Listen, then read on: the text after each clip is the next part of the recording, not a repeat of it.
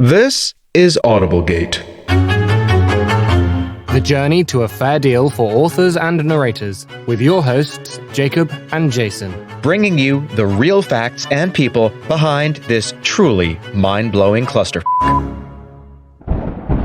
And Bezos said, I'll put any amount of makeup on, I'll be invisible, nobody will know it's me, but I want a speaking part, and I want it to be in a scene that is central to the storyline so that I cannot end up on the cutting room floor. So the director of Star Trek Beyond created the great Bezos creature, because he had no choice, along with every living thing which populates space, the final frontier. And the movie received an 86% on Rotten Tomatoes. And what does this have to do with anything? Well, if you work hard to generate that positive energy whilst overseeing a company that seems to engage in questionable business practices that include making authors and narrators pay when shoppers return their books, then one day, you too can force yourself into 5 seconds of a Star Trek movie. Hello and welcome back to the official Audiblegate podcast supporting the equitable rights movement. It's a special one this time because it's time to wish a belated happy birthday to you, Jason. Yay! Thank you. You want to sing to me? Happy birthday to you. Happy birthday to you. Happy birthday, dear Jason. Happy birthday to you. Yeah! Hey! I'll put in like some sound effects. Fireworks! You're not known for your singing, are you? Listen, yeah. All right. Let's not talk about this. Well, where are we? Let's see. We've spoken to individual authors over the past couple episodes about their experiences with Audiblegate and how it seems to be mostly negatively affecting them. So we thought it would be great to talk to someone who can shed some light on this from the independent publisher's perspective and give us something of like a bird's eye view of the whole industry. So we decided to get in touch with Orna Ross from the Alliance of Independent Authors, aka ALLi. Orna co-founded ALLi back in 2012 as an association to help support independent authors all over the world. To date, ALLi has thousands and thousands of members from every continent.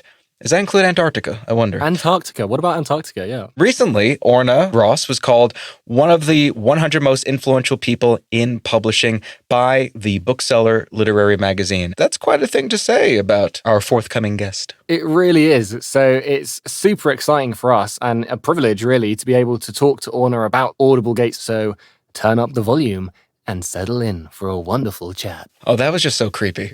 Should I do that bit again? I don't know.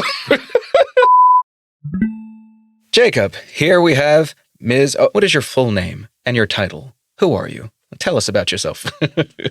It's Orna Ross, and I'm director of the Alliance of Independent Authors and, of course, an author myself. Fantastic. And whereabouts in the world are you based at the moment? Speaking to you from London, England. What is the Alliance of Independent Authors, ALLi, and what does ALLi do? We're essentially a professional organisation for self-publishing authors. So we have lots of benefits that we offer to our members, discounts and deals. Community is the main thing, and support from each other for our publishing advice. We have an advisory board, but essentially we're also the voice, I suppose, for the independent author. So we do a lot of advocacy work. We have an Open Up to Indie Authors campaign. We do lots of other campaigning work, and that's where Audiblegate comes in for us. Sure.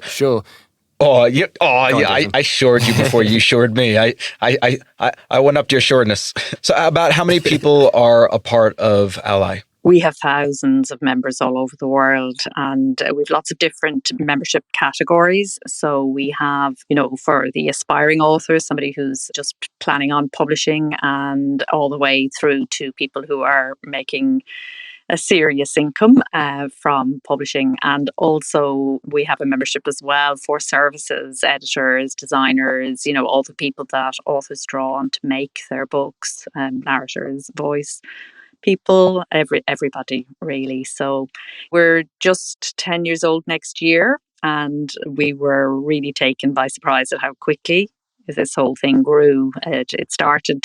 It was supposed to be small. Right. That's not how it turned out. From small things, big things it's come. essentially almost a union for independent authors, I suppose. Yeah, it's impossible to unionize creatives, unless you work in Hollywood or you've got a distinct employer that you're dealing with. And it's definitely impossible to unionize indie authors. It's a very, very broad church and people's needs are very different. But we do try to represent, the broad base as much as we can. And we certainly talk to the people like Ingram, Spark, KDP, Audible, and so on regularly. And we're always pushing for improvements and, have made many changes over the years and continue to do that. We are, it's interesting that you talk about unions. I think unions are in many ways a thing of the past, but I think what's a thing of the future is author empowerment. Mm-hmm. And what has happened in the self-publishing space over the last 10 years has completely changed how authors think about themselves as workers, as individuals. We've had to make this shift from being professionals who were hired by other people to largely running our own businesses. And that has required all sorts of mindset shifts, which, are interesting in terms of what authors will and will not accept now. You mentioned briefly earlier talking to Audible a lot and having those kind of conversations and advocating for independent authors, essentially. Specifically with the Audiblegate situation, how did you and ALLi get involved with Audiblegate and Susan May? Well, we saw what Susan was doing and, right back at the beginning when she started her Facebook group, and we could see that for a long time, there was a sense that something was not adding up. We get a lot of feedback from our author members all the time about all sorts of things, and some things are one-offs, but you do see patterns as they start to emerge. And it was a sense that something wasn't right, but no sort of real understanding of it. And, it was clear from the start that Susan and Colleen were doing some very interesting calculations. They were really diving in deep at a level that nobody else had and coming up with some really quite interesting ideas. And at that time, Susan was speaking to the Authors Guild, and then we reached out to her and said, really like what you're doing. If we can support in any way, let us know. And it's kind of grown from there. If you could cherry pick one outstanding, shocking element of everything having to do with what we've been talking about in our previous episodes and what's been going on since last October with the glitch. Yeah, what's most shocking to me is that Audible ACX think it's okay. That they have tacitly said this is happening by saying, okay, we'll bring back the reporting of returns. We won't make you liable for 365 days anymore. You're only liable for 7. Mm-hmm. But authors shouldn't be liable at all. And that, essentially they've said, yes, we have been doing that. We have been, and we're going to continue to do it, but only for 7 days, and be happy with that. So that to me is the most shocking thing, that it has tacitly been sort of said, and there it is, and you must put up with it, really. So that's what I find most shocking. And you mentioned that you said to Susan and to Colleen, if there was, anything you could do to support them, what could you do to help? Now, I know that ALLi was involved with sending a public letter, I believe, to Audible ACX that was signed by well over 10,000 authors internationally. Would you be able to tell us a little bit more about kind of what ALLi has done in the Audiblegate campaign so far? Yeah, so I mean, we were very involved in bringing in lots of other organisations in for that support, and also, of course, authors who weren't aware of it. So I think it's really important to make everybody realise that this is not just about audiobook authors. So I don't know if how aware you are, but most independent authors publish an ebook, and then it tends to be print and audio. Yeah. until quite recently. I mean, I think that's changing. I would nearly say audio is becoming a number two for a lot of people now, but certainly it has been something. It's a more expensive commitment and not everybody kind of gets involved. But I would say a big part of our job here has been to alert the rest of the writing community, the publishing community, and the authors who don't publish audiobooks themselves, but as far as we're concerned, what's happening here is something that needs to change. And the reason it needs to change is the agreements are not good enough. Authors don't read the agreements. They sign them because they feel they have no choice. And it's really important that the agreements that we're signing are fair and that everybody has looked at them and that, they are seen to be fair and so on. And we're a long way from that. And so what's happening here is a wake-up call, I think. It's not just about what's happening with Audible. It's a deeper issue. It's a more important issue. And I think the main thing is that authors, it's around this whole idea of exclusivity and being locked in. And we are passionate at ALLi about non-exclusivity. It's really important as an independent author not to tie yourself. You're not independent if you're tied in to one person who can then has all the power in the relationship. Sure. We keep our power in our publishing relationships by, not going exclusive. And that's true all around the board. Temporary exclusivity can make sense strategically. That's fine. But permanently locking yourself in for 7 years to a situation where the other party holds all the cards and, can do the kinds of things that are happening here, that's not okay. This letter that went out with the many signatures and, the overwhelming support, it was something that was in tandem with other organizations. Now, I happen to be a member of the Dramatists Guild, and I'm curious how that relationship/partnership, let's say, came about, and has there been any overall effect from uniting with such a large organization as that? Well, we wrote to lots of organisations and asked them to lend their support and to put their logo on. And I think we're at the early stages of this kind of cross-community solidarity making a difference. I don't think it's made enough of a difference just yet. There are plans, as you know, there are sort of stages that are coming now in the campaign that I can't really talk about just yet. But I think it's as they begin to hit in, the more we can all unite. And this is a unique situation where we have narrators, publishing people who are affected by this as well, small publishers, we have the author community, obviously. Agents are beginning to ask questions about it. As you say, Dramatists Guild, these are people who don't normally come together. Yeah. And it's only audio that would unite such a wide and disparate group. And so I think, it's as we go forward, more and more organizations are signing up to support. And, when people hear about it, they're genuinely shocked and they want to be involved and they want to lend such support as they can. Some organizations are constrained by their policy documents as to what they can and can't do. Sometimes they can't take a political stand. In some cases, they may also have Audible on their board or whatever, and it's still, they can have conversations with them, but not necessarily do a public thing. But certainly there's been a lot of support, and it's great to see that cross-community ripple, and I think that's what will make a difference here in the end. My question with that and that kind of massive, not union, but the unification on this single cause of all these different bodies. And you mentioned a moment ago that ALLi exploded much more than you'd expected. And, it started with the intention of being small and then snowballed to this much larger body. Do you think that is because of the popularity now of online publishing and self-publishing and the ease of access that we have to that through services like KDP and many smaller indie publishing houses, shall we say?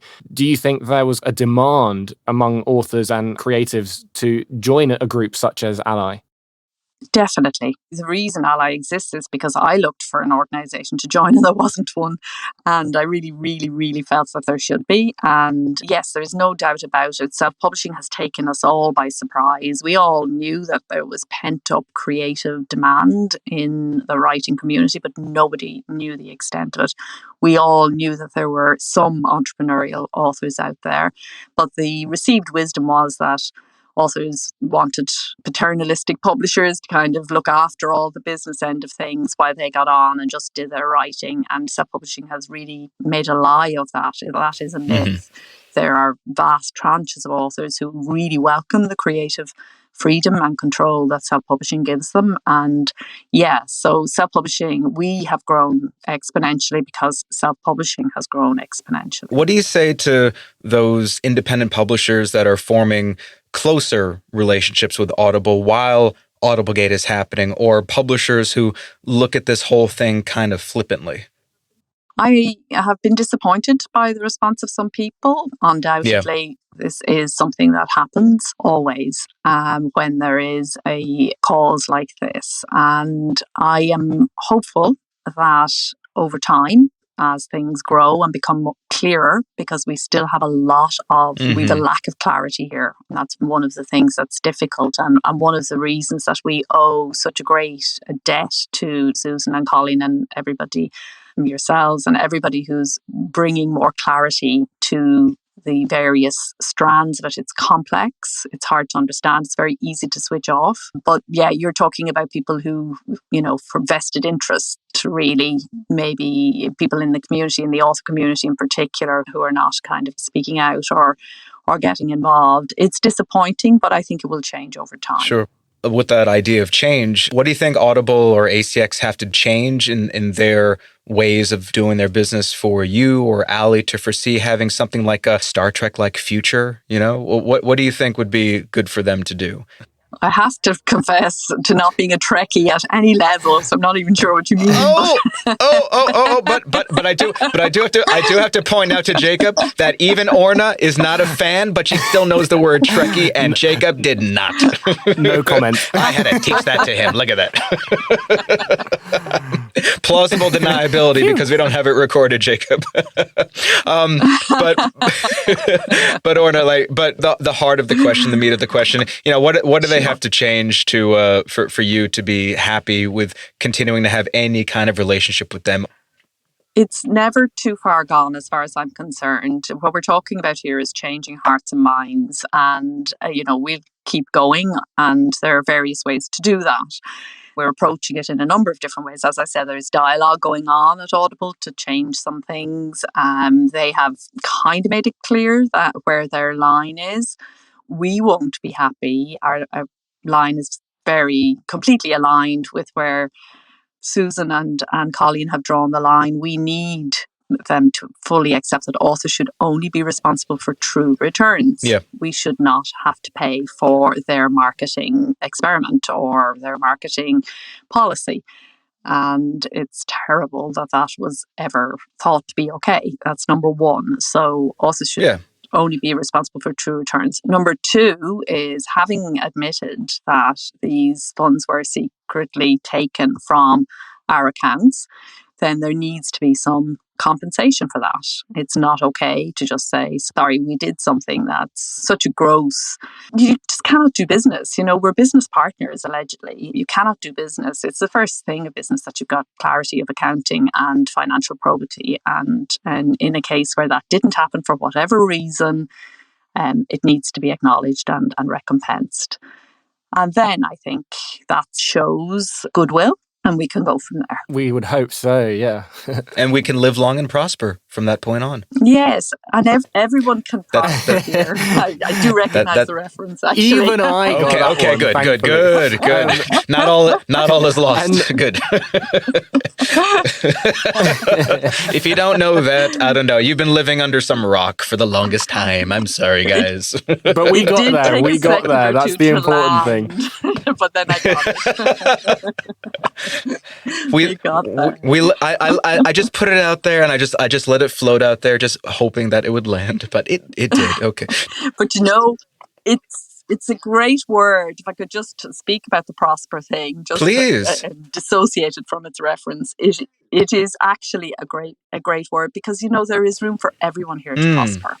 And that's with what's happening in audiobook, in that territory, with the explosion of interest in audio, which shows no sign of reversing. I mean, we've got lots of mileage ahead here. There's no reason why everybody who's involved in audiobooks can't prosper and should. And I think, in a sense, we've been a victim of the growth, because it has been so massive. So many people have done well and are so surprised and delighted at how well they have done, that in a sense it has masked what's been going on for maybe the mid-lister and the authors who are not at the top end of the bestseller lists in audiobooks. So, with some simple changes here, everyone can prosper, and I think that should be our aim. Nice. Obviously, we have this ideal of everyone prospering and it being a good deal for everyone. What do you think are the biggest challenges in achieving that for both authors and Audible, to go from where we are now to this ideal utopia situation with selling of audiobooks and production of audiobooks? What are the biggest challenges in getting there? I think the exclusivity stuff needs to be sorted out. The relationship between the rights holder and the narrator and the royalty share and all of that is still very indistinct. So we've had this good kind of news that we can go from exclusive to non-exclusive, which wasn't possible before. But it's not that simple when you've got a royalty share deal, and it's like the royalty share people are still being tied in for 7 years, whereas if you've paid for your production, you're kind of free to go. So there's a lot to be tidied up there. I think the other aspect of it is we need complete clarity about how many sales. I mean, it's so basic, but how many sales we've made. Any returns that have come in, we need to see them. We need to know if we've invested in a marketing promotion or whatever, what sales have been generated by that. In other words, we need far more clarity in the dashboard. And there are good models here for ACX Audible. KDP, as it's not perfect, no service is perfect, and we don't expect perfection, but there's good model there on some of their systems, which it will be easy for their sister company to copy, whereby, you can see these things and you can see them clearly, and you don't have full visibility by any means. I mean, ideally, we should actually know who's buying our books and so on. That's something that we're privy to. But these gross kind of problems are so obvious. They're so glaring. If we could just tidy those up for starters, as I said, then we could get into dialogue about more detail. Yeah, absolutely. What kind of advice would you give to authors and narrators and everybody who makes this particular engine run? What kind of advice would you give them if they are interested in coming into things now and starting to open up their own shop, let's say? Where to go right now if you want to get in on the game, or should you wait? I'm not a believer in waiting. I'm a believer in getting on with things, and moving with improvements as they come, or getting better options and taking them as they arrive. So I wouldn't hold off here is number one. We're not advising people to not use ACX. We're advising people to be non-exclusive. They own, their market share is huge. Unless you have an actual, ethical or activist objection to what's going on here, which, lots of authors have, and we completely support that and understand it. But as I said, India is a broad church and people have to make a living and so on. So our recommendation is be non-exclusive, and that's our recommendation anyway across the board. And definitely check out the other options. Now, that's not simple either, because most of the other independents, recently we did a post on alternatives to Audible, which people can get on our self-publishing advice website, selfpublishingadvice.org. If you just search alternatives to Audible, you'll get that there. And for any members who might be listening, it's in your member magazine. There's a table there which compares their terms of service, their charges, and so on. You're providing the information and letting people do their due diligence and go with their guts. Yeah, and go which service kind of seems to work. And some of them are doing things in very different ways now, and there's real competition coming in. Of course, a lot of these services are earning most of their money by supplying ACX Audible. Anyway, they are aggregator services in the main, but they also reach out to other parts of the world. This is the thing that people forget, because Amazon is so dominant in the US and the UK. And in a few other countries, there are just so many territories where Amazon is not. And so anyway, quite aside from all of this, you're missing out on big parts of the world if you're Amazon exclusive. So yeah, really would encourage people to look and see. Again, I think it's complex, and people go, their heart fails kind of thing, and they think they can't do it or whatever, but it's not as difficult as it seems once you get stuck in there. And that's part of our role, is to try and make it clearer and easier, more accessible for everybody. So we'll continue trying to bring the information so that everyone can prosper. Yeah. Exactly. Exactly. Where do you see the indie audiobook industry, I suppose, headed if things don't change from how they are now?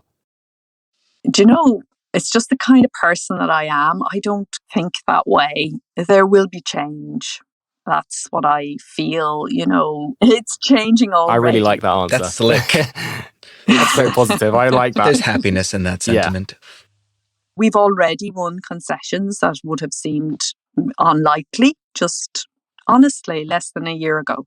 And that's just the start. It's not all doom and gloom. Well, Orna, thank you so much for coming thank you, on. Orna, so much. Obviously, likewise. It's been a difficult one to schedule Thanks into for the all of work. our busy lives at the moment, but it's been fantastic to talk to you. So thank you for coming on and spending the time with Jason and myself. I'm not going to say live long and prosper. I'm not going to do that. But you know what? We're a little bit late, but may the 4th be with you. I was waiting for it. On that note, let's wrap it up there and call it a day, shall we? Thanks, guys. Brilliant. Take care. Well, thank you. Thank you. Thank you. Bye now. Alrighty. Thank you, Orna Ross, once again. Jacob, there's something to be said about positivity, don't you think? Absolutely. I think, I said it to Orna at the end there, that her mentality throughout all of this is just so positive. It is, there will be change. And I think that's such a refreshing attitude to have in this situation, because it's very easy to view this all through a negative lens. But it's not all bad news, is it, Jason? No, absolutely not. This idea, a little Star Trek fun here, but, this idea of everybody being able to prosper, and I understand that people are always looking for clarity. And if there can be clarity, complete clarity, transparency from Audible's and ACX's side, there will be room for change. And then everybody actually can prosper without anybody having to experience any of the negative emotions and feelings like what we've heard from some of our previous guests. It's exciting to know that this is moving forward, and that there are bodies that have tens of thousands of members like ALLi that are advocating and pushing and trying to create a better deal for everyone involved. Yeah. So we will press on and we will prosper. Yes. We will press on and we will prosper. If you'd like to read more about Audiblegate, please visit audiblegate.com, where you'll find further analysis into the growing situation with regular updates, including Susan May and Colleen Cross's original blog posts. And please share this podcast on all your social media with #Audiblegate to keep the momentum going. This is a serious situation with potential legal and financial ramifications, and it's really important we reach as many people as possible. Thanks to Orchestralis, Serpent Sound Studios, and Geek Choir for the music and quotes used in this episode. This has been a J² B³ production. Written, directed, and edited by Jason Lasky and Jacob Daniels. This is Audiblegate.